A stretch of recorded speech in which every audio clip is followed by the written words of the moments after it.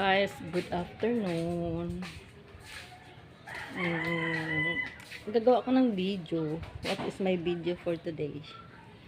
Is about sa presyo sa bigasan. Presyo sa bigas is ganun pa man, ganun pa rin, di ba? Ay, medyo bumaba naman.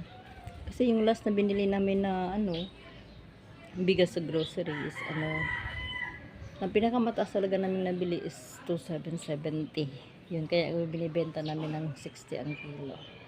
Pero tibok sako yun. Pero ngayon, diyan na kami bumibili sa labasa na dealer, yung mga wholesaler diyan sa labas. Wholesaler na soft drinks, sigarilyo, lahat na grocery items. Pero wala sila yung mga chichirya, wala. So ngayon, ganyan. Kanina, pinabili ko yung mister ko. Pag ilan na bang bili namin yan? Taga half sack, klaro. Taga half sack. Half sack, bali, katumbas daw niyan. Buti nga bumili ng half sack kasi mas kumpleto ang timbang kaysa yung buong sako. Yung tibok sako, ikulang daw yun ng isa't kalahati kilo. So, ganun.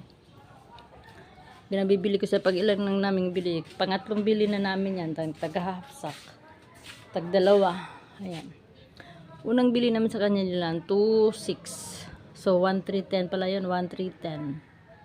Ang isa. So, dalawa. 1,2,620. So, ngayon, pangatlong bili namin, bumaba na siya. 1,250 na ang kanyang half sack. So, bumaba ng konti siya. So, ang benta namin, ganun pa rin. Kasi isang klase naman ng bigas namin. Parang konsumo na rin. Pero pag may bumili, binibentahan ko na lang. Kasi nga, maliit naman itong aming store. Ang aming source. So, ganyan guys. Hasmin ang brand ito. Hasmin. Mas kumpleto daw kasi yan ang timbang. Plug half sack ang bibili nyo guys.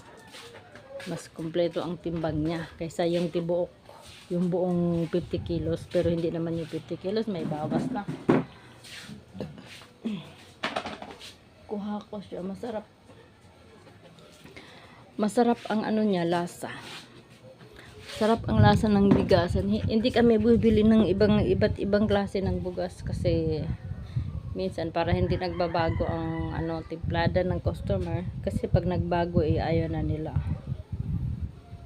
Wala naman kaming niyan, tinutubo ko. Kinukonsumo kasi namin. Wait lang nga. 2-in-1 na Ariel. 2-in-1 na Ariel. Pasensya na guys. Putol-putol ang aking video for today. Update lang naman tayo sa ating mga baligya na bigas. Ating tinitindang bigas. So that's it guys. Business. That's it ang aking video. Thank you. Regards. Bye.